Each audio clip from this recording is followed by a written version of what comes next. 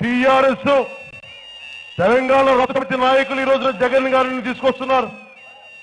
నేను కేసీఆర్ గారికి ఒకటే చెప్తున్నాను, మీరు పొలిటికల్ పార్టీ ఇందాక మార్నింగ్ పొద్దున విష్ణు కాలేజీలో మనకి పూర్ణ కుంభంతో స్వాగతం పలుకుతున్న వాళ్ళకి పండితులు వేదోచ్చారణ ఒకటే చెప్తున్నారు, రాజద్వారే రాజమార్గే రాజద్వారే రాజగృహ అని చెప్పి ఆశీర్వచనం పలుకుతుంటే నేను అదే చెప్తున్నాను ఈ రోజున కేసీఆర్ గారికి, మీరు ఆంధ్రప్రదేశ్ లో అడుగు పెట్టాలంటే వచ్చి పోటీ చేయండి.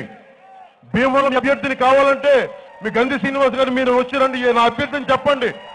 వైసీపీ అభ్యర్థిని టీఆర్ఎస్ అభ్యర్థిని చెప్పండి.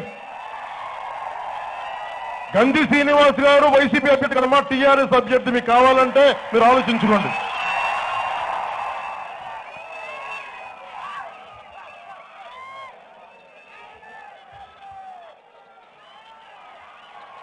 పులపర్తి ఆంజనేయులు గారు ఉన్నారు.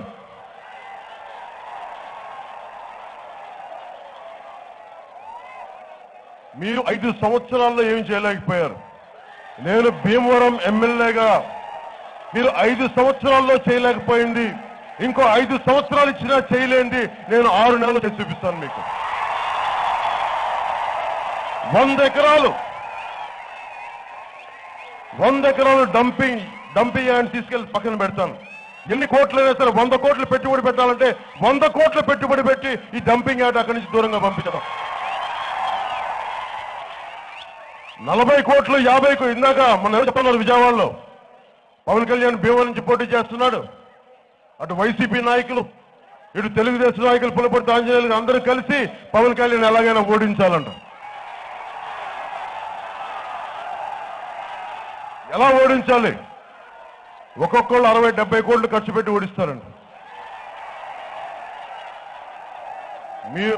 అంటే మిమ్మల్ని ఎంత తక్కువ అంచనా వేస్తున్నారంటే మీరు డబ్బులు గమ్ముడిపోతారన్నారు. 10,000 పడేస్తే మాకు అమ్ముడైపోతారు, 25,000 పడేస్తాం ఓట్లకని.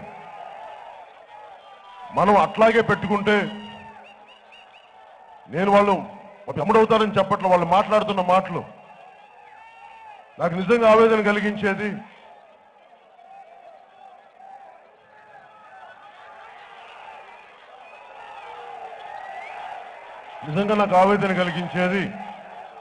రాజకీయ వ్యవస్థ 2019 ఎన్నికల్లో మారకపోతే చాలా కష్టమైపోద్ది. ముఖ్యమంత్రి గారు పెద్ద అయిపోతున్నారు. రైతుకి రిటైర్మెంట్ ఉంది, ప్రభుత్వ ఉద్యోగి రిటైర్మెంట్ ఉంది. ముఖ్యమంత్రి గారికి కూడా చంద్రబాబు గారికి కూడా మన గౌరవంగా రిటైర్మెంట్ ప్రకటించాలి. భీమవరం నుంచి రిటైర్మెంట్ ప్రకటిస్తున్నారు.